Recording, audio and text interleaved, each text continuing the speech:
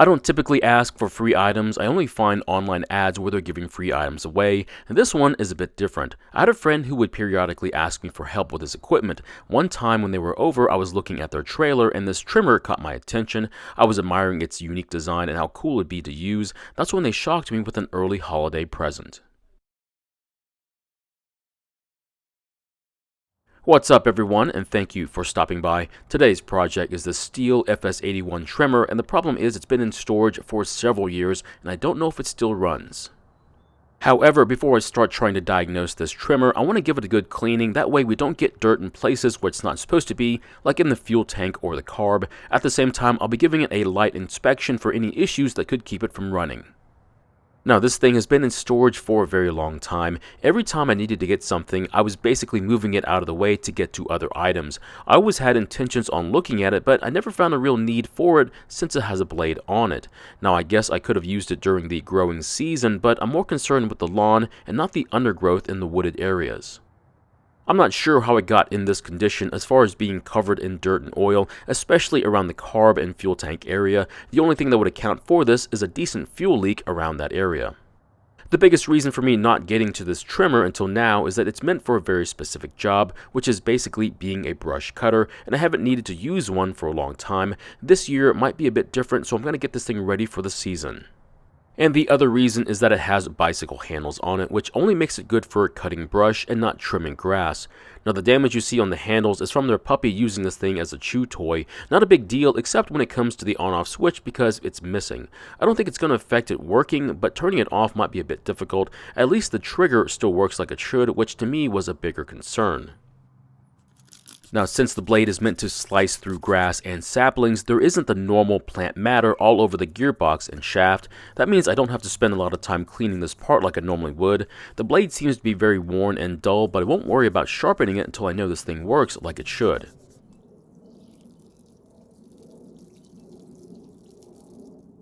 Now, I'm not sure how old this thing is or how much it was used, but by the condition of the stickers on the lower part of the shaft, which are normally damaged, it would show that it's been either not used that much or they were very careful when using it. Even the orange paint on the gearbox is mostly intact with only a few spots where it's missing.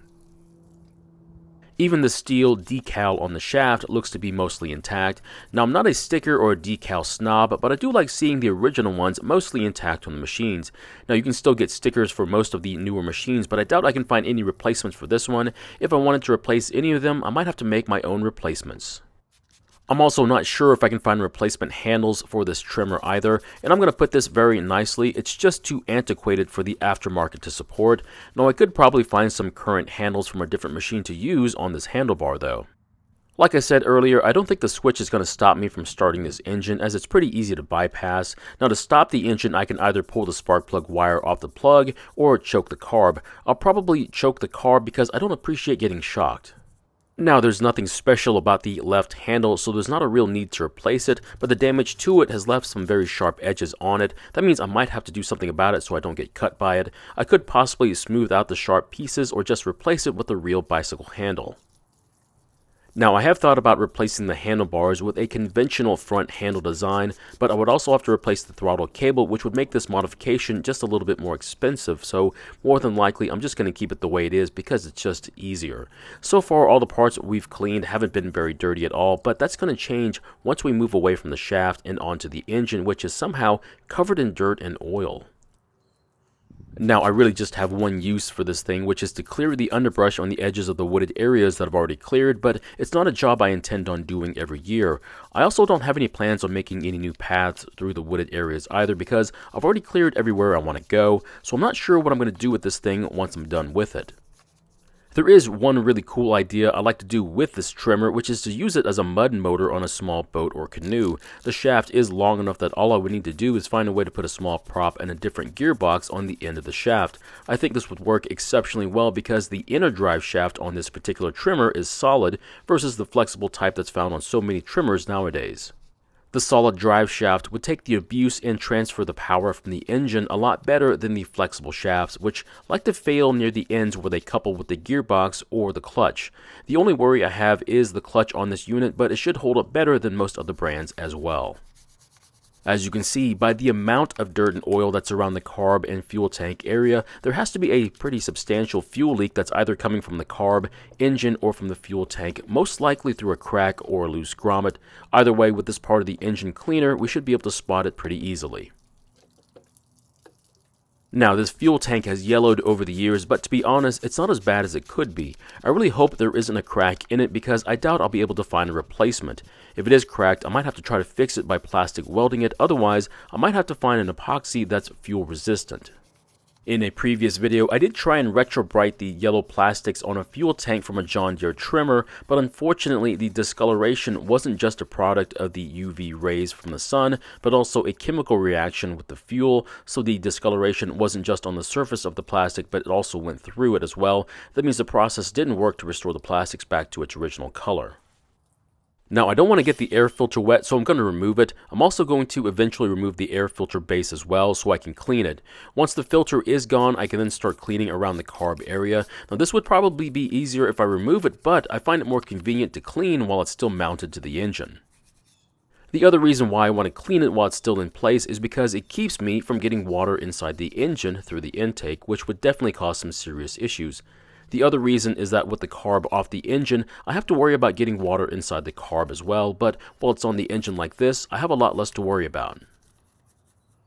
Once I get the top and the sides of the carb clean, I have to remember to flip the engine upside down so I can clean the bottom of the carb as well. I didn't mention it earlier, but I had to also use some old gasoline to clean whatever is coating these parts. I probably should have used some degreaser that was suggested to me by some of the viewers, but I keep forgetting to do it. Now, to be honest, the degreaser I bought kind of works, but it's not what I would call effective either. The next time I get a chance, I'll try and get a few other different brands to try out, and hopefully I'll find one that I like. The gasoline I'm using works just fine to cut through the grease and oil, however the gasoline isn't washed away by the water I'm using, so that means I have to use some soap to get rid of the gasoline, which makes it kind of a hassle. I want to clean the rest of the engine, but I want to put the carb back on so I don't get water inside the engine. Now, once it's back on, we can then remove the top cover so we can expose the top of the engine and the cooling fins. I typically wouldn't do this, but I want to check and make sure the fins aren't covered in dirt and oil as well, otherwise the engine might overheat. Once the cover is off, the fins aren't as bad as the rest of the engine was. However, it's not clean either, so I think it would benefit from a good scrubbing. Now, this amount of dirt on the fins isn't going to cause the engine to overheat, but I don't want to encourage any more buildup on them either, so I'm going to remove any oil residue that might be on them. Now, to be honest, if I wanted to do a better job cleaning the fins, I would probably use some pipe cleaners with metal bristles that would fit between the fins. I would probably also use a very powerful degreaser to make the cleaning a lot more effective. I did just get a comment about using kerosene to clean parts of the engine, so I might have to look into that idea. Now, if you've had any experience using kerosene to clean engines, I'd like to hear about it, especially if there were any problems that you ran into. To be honest, I don't like using very dangerous chemicals when it comes to cleaning these engines, and it boils down to safety. I would always recommend to anyone using dangerous chemicals like degreasers to wear eye protection and not to get any of it on your skin, and to also read the safety information on the bottle or can. While I'm here, I'm also going to check the spark arrestor screen for any carbon buildup, and as you can see, the screen doesn't have any buildup on it because you can see right through it. Now, since this one is fine, I'm going to reinstall it. Try and resist the urge to run your machine without the screen because it will increase your chances to start a grass fire. I also want to take this opportunity to remove the muffler so I can take a look at the piston rings.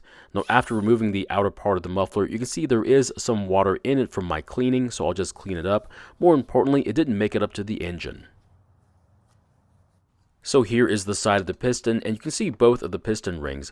I don't see any damage to them, which is really good news, but I also want to rotate the engine so I can see the side of the piston and the skirt and look for any scratches.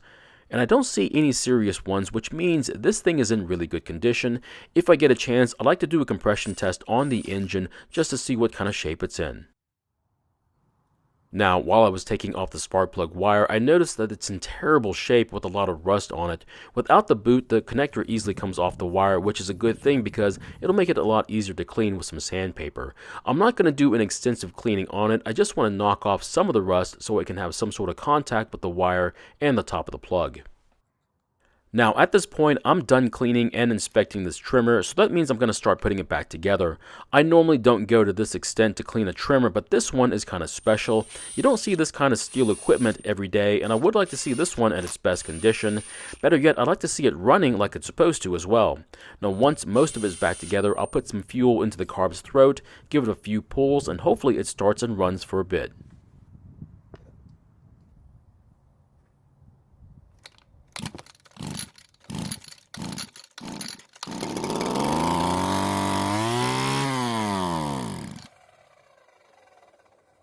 So it started and ran for quite a bit longer than I was expecting. The best part is that it sounds really healthy as well. I really can't express just how happy I am to know that this engine runs. At the time of filming this video, the repair video should also be done, so it should be released very soon after this cleaning and inspection video is posted.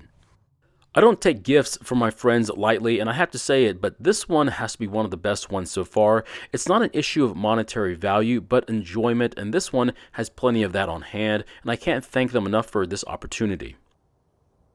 I hope you enjoyed watching me clean, inspect, and lightly diagnose this trimmer. At least we know that it seems to be worth going forward with a full diagnostic, and if all goes well, it should be an extremely useful tool in my collection. Thank you for watching. I really do appreciate your time here. Please feel free to ask me any questions about this project or about your own project, and I hope to see you in the next video.